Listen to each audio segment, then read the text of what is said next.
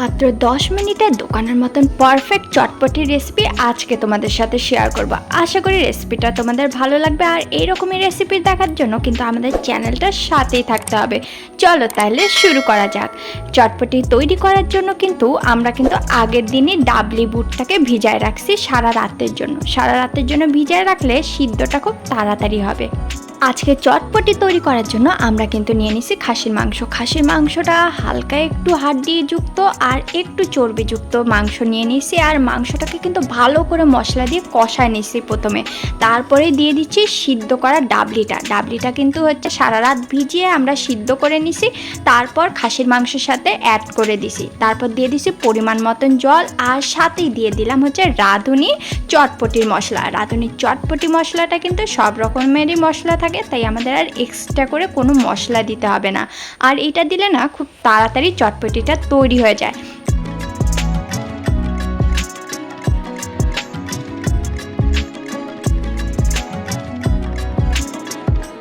চটপটির ঝোলটা যখন হালকা একটু শুকায় আসবে আর একটু ঘন হয়ে আসবে, আর সেই পর্যায়ে দেখতে হবে বুটটা সিদ্ধ হয়েছে কিনা।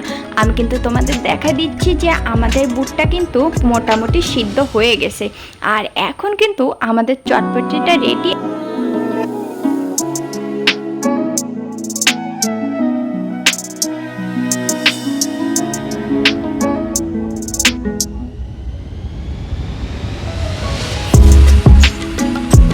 আমরা কিন্তু এখন বাটিতে চটপটিটা ঢেলে নিচ্ছি। পরে যা যা দিব এগুলা কিন্তু তোমরা তোমাদের পছন্দ মতন দিয়ে নিতে পারো।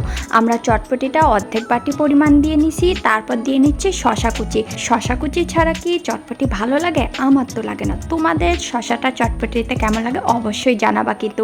তারপর দিয়ে দিচ্ছি একটু কাঁচা লঙ্কা, উপর দিয়ে ধনিয়া পাতা। তোমাদের আগেই বলছি যে তোমরা চটপটিটা যেভাবে পছন্দ করো সেই অনুযায়ী কিন্তু এই উপকরণগুলো একটু কম বেশি করে নিতে পারবা। তারপর একটু দোকানের মতন ফ্লেভার আনার জন্য দিয়ে দিচ্ছি কিন্তু সিদ্ধ আলু আর সিদ্ধ ডিমটা একটা গ্রেটারের সাহায্যে গ্রেট করে দিচ্ছি। গ্রেটারের সাহায্যে দিলে কিন্তু দেখতেও অনেকটা ভালো লাগে। আমার তো এইভাবেই ডিমটা একটু হালকা ঝুরি করে খেতে ভালো লাগে। আর আজকের চটপটিটা এখন অবধি কেমন লাগছে সেটা কিন্তু কমেন্ট করে জানাতে ভুলবে না। এখন দিয়ে দিচ্ছি কিন্তু পাঁপড় ছাড়া কিন্তু চটপটিতে ওই একটা ক্রাঞ্চিনেস কিন্তু আসেই না।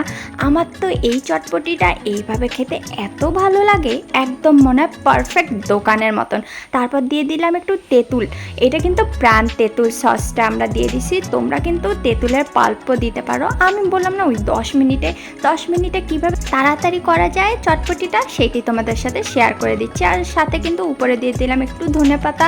তারপরে আর একটু স্বাদটাকে বাড়ানোর জন্য দিয়ে দিচ্ছি কিন্তু আমরা হোমমেড একটা হচ্ছে গরম মশলা।